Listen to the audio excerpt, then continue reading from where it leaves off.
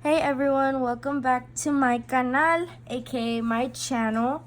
So if you do follow my nail page on Instagram, I did post a poll question asking if I should do either an ombre for my next video or how I do my ombre, or if I should do product reviews. And of course, ombre has always been one of the highest requested videos so far in my cute little channel. But this is one that I already did for y'all. And I used, of course, I'll show you the products that I used on this one, but it came out so cute. And I already did it just so y'all could kind of see how it's supposed to look. And I'm going to show y'all on two nails how I used to do my ombre and how it didn't work for me. And I think that many of you still do it that way. And then how I use my own techniques. They're pretty simple, but it's just the way that I do it, so that way my ombre comes out as flawless as possible. And again, each of us have our own way on how we do our ombre, but this is just my way. And I just wanted to give y'all a few techniques and products that y'all can use, so that way maybe it'll make it easier for y'all. But for the products that I'm using today, are going to be, it's going to be this brush. It's going to be a number 10. It's an Evolve brush. I will put the link down below to where I got it from. It was from Amazon. I believe it was $20. If not 20, it was 20 or 24, but it's really worth it. It works so good. It doesn't, clump up the acrylic on the brush, and I just love how it works. But I would not recommend this for someone that's just starting to do nails. So I have this one. I bought it from Amazon too. It was supposed to be a size 12 because I wanted to move up brushes, like size wise, but this is the 12, and then this is how the 10 looks. And obviously the 10 looks way bigger than the 12, which was really confusing to me. Pero I just thought that I might tell y'all that this brush worked really nice as, giving the little small beads, because it doesn't pick up large beads. So you're not able to do like a one bead method with it for people that are more into nails and have already been doing it for a while. So I don't recommend it for y'all. But for beginners, it's a really, really pretty brush too. It comes with like a little aquarium kind of thingamajiggy inside, and it picks up the brush, it picks up the little beads nicely. Of course, they're going to be smaller than usual, but I think that that's like a really good way to start off, because I know when I first started, I used a smaller brush and I would do like 4 beads on one nail, but that's why I was saying that this one wouldn't be so good for you, because it does pick up really large beads at a time for just straight up like 1 bead methods. But yeah, so for my products, I am using 4 of them on 2 whites. So this one is the Creamy White by Organic Nails, and the Creamy White by Organic Nails, and this one's so good. I really love doing it. It's probably the only white that I use for my ombres now. I'm using the White Acrylic Powder French 3D by Mia Secret. I don't really recommend this one to do ombres, and I will try to show y'all right now once we get started. And then I'm using, of course, the Mia Secret to encapsulate my work, and then I'm using the Cover Pink acrylic powder by Mia Secret. It's probably one of the only ones that I use because it's such a beautiful nude and it goes with all skin tones.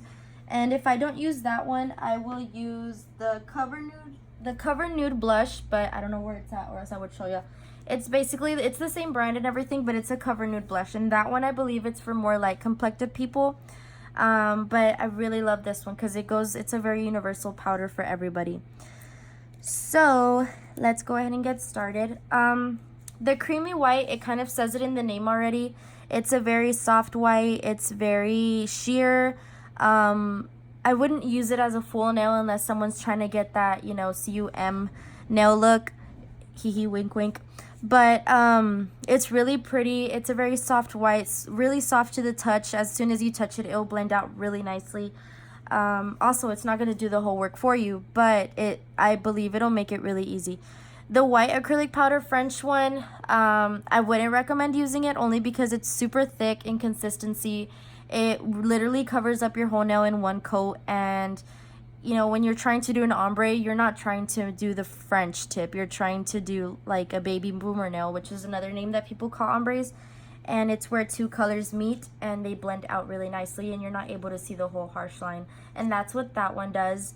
It kind of still shows you the harsh line on there. So if anybody out there is using a white and you tend to see that it just doesn't blend out as much as you try every technique you can, I just think you should switch whites because it's probably honestly just the powder and not you. But, so here's the one that I had already done. And I'm going to zoom in a little bit. Sorry if it gets a little shaky because I'm zooming it in. But as you can see there, you can't really see a harsh line at all.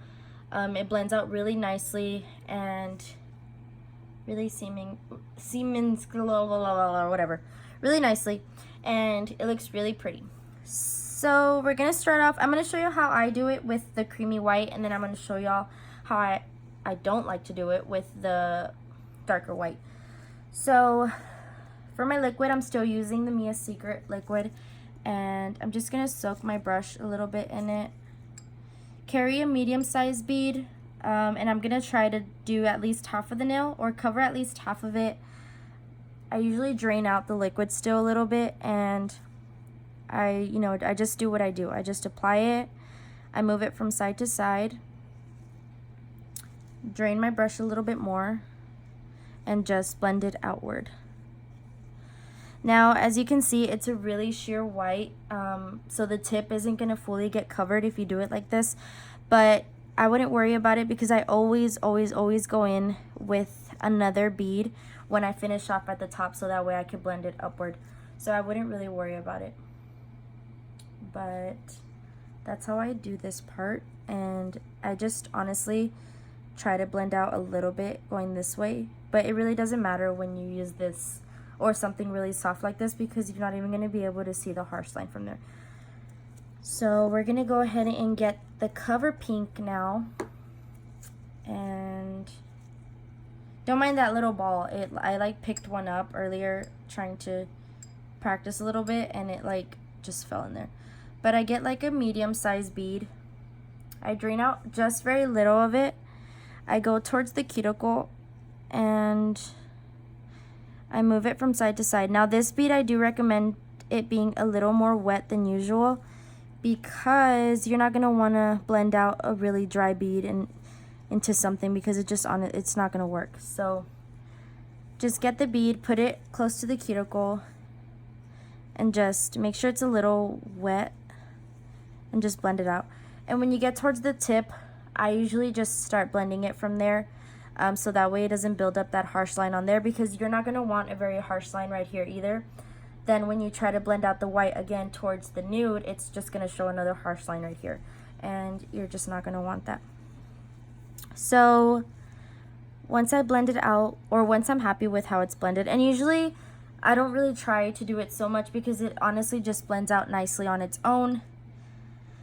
But this is how it would look like with just the basic nude and the basic white. But I'm going to go in again with the white, and I'm going to get a kind of like a, oh, that's too wet. I'm going to get like a small kind of bead, drain it out a little bit, go back on the top, and just go from side to side like this. And now we're going to wet the brush a little bit, and we're going to blend it downward. And I love this white because it doesn't like, it won't carry on the color as you're blending it. It evaporates in a way, if that's like a way that I could explain it. It turns into an ombre on its own. And I wish I could show y'all more with like different colors, but I'll do that next time because I want to do like a color ombre. Because I know that this isn't, the only ombre that someone can do. You could use purple, pink, yellow, green, all these other colors. And with that, I use a different technique. I usually I do 2 beads, only because since it's a color and we don't know how opaque those colors are, and they don't have like creamy colors for you when it comes to the, color collections.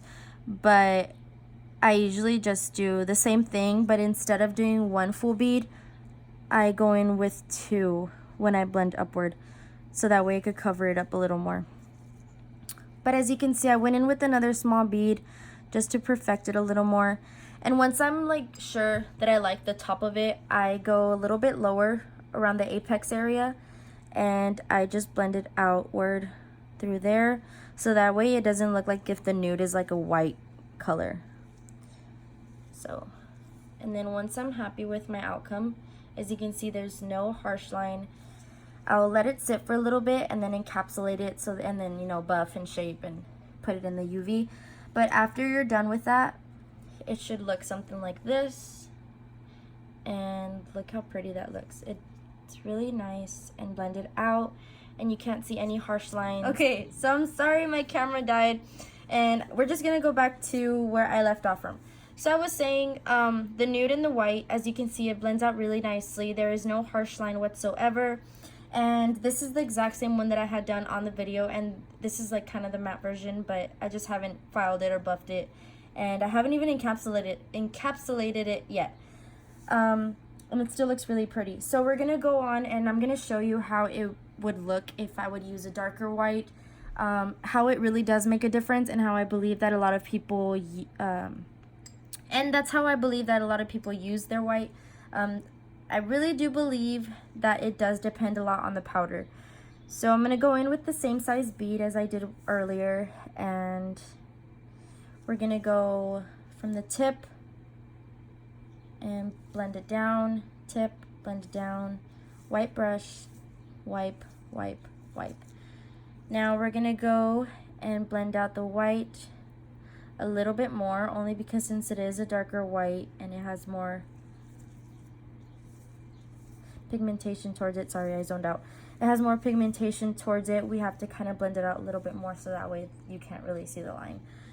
So after that, we're gonna go in the same, and I'm gonna get the medium-sized bead, just like how I did with the other one, and we're just gonna go in with it, take out a little bit of the liquid, apply it on your cuticle area, blend it out from sidewall to sidewall, and just feather it down.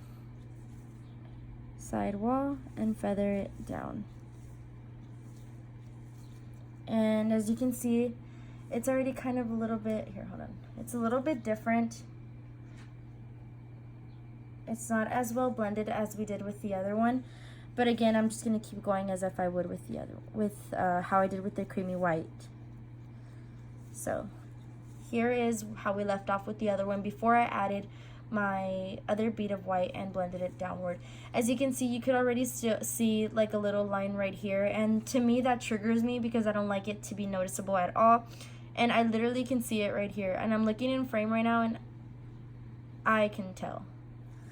So we're gonna go in as just like how we did with the other one, get a small size bead, drain out a little bit of the liquid, go back on the tip, go from side to side, and we're gonna blend outward, and you're gonna be able to tell how much different it looks and how it blends out. And I'm doing the exact same thing, and look how it, so I did the same thing. I blended it, cleaned up the free edge, and we're gonna go again and try to clean it up a little more from here, but it's harder. No matter how much I do it, it's still gonna go all the way down to the nude, and it's gonna make the nude look like if it's white. So yeah, by this time we're gonna have to get another nude bead, and you're gonna have to go in with your white again, and it just takes longer than how it would if you would just use a normal sized bead, or I'm sorry, if you would use a different white. So we're gonna go back and try to get another nude, or try to get the nude and try to blend it out as exactly how we did with the other one. And it's just, you know, I'm trying really hard, but it's different. It really is different. So after we finish off right here, it just, you know, it looks like an ombre, but you could see the little streaks right here. All this is nude, this is white, there's a streak right here of white. And to me, if I want my ombre to look like how I usually do them, this isn't how I would be happy with I really would not be happy with this. So this is the difference between just using a softer white with your nude and using like a darker opaque white, and I could still see the harsh line right there. And then this is how it would look after, because I don't, you know, this is the one that's not filed or buffed. This is the one that I did with you on camera, and you can see the difference. I'm gonna zoom in a little bit more. You can see the difference because I know that I can. There's no harsh line right here. It's nice and even between the white and the nude. There's not too much white, but there's also not too much nude, as to where over here there's a lot more nude than the white, and we had to add more than enough beads because we still have to do a little bit more white up here, and that's just going to take a little bit longer of a process. And if you're working on a client, you're not going to want to take so long because, you know, I mean, of course you're not going to be rushing, but you know, I've heard that clients do get a little frustrated if it's just honestly like a simple thing to do. But here's the outcome, and that's all I have for you guys. I really hope that the techniques that I showed y'all helped out a little bit. Again, I'm going to be doing another video of the colors, how to do a color ombre, because like I said, there's no such thing as a creamy green or a creamy blue. There's literally just teal blue, pastel blue, and it's kind of different working with that. But honestly, the only difference that I do is I add 2 beads. So once I do the same thing up here with, say, blue, I add a small bead and I blend it upward, and then I add another one towards the cuticle area and I blend it upward. And then I get, you know, another bead of the color and go down. But I'll do another video of that. But I really do hope that y'all enjoyed this video and it helped y'all a little bit more. All the products that I used, I'm going to list them down below in the description box, as well as my social media. So please don't forget to follow me everywhere, and also subscribe to my channel. We're growing little by little, and I'm really happy about that. But again, thank you for everybody's support, and I will see you on the next one. Bye.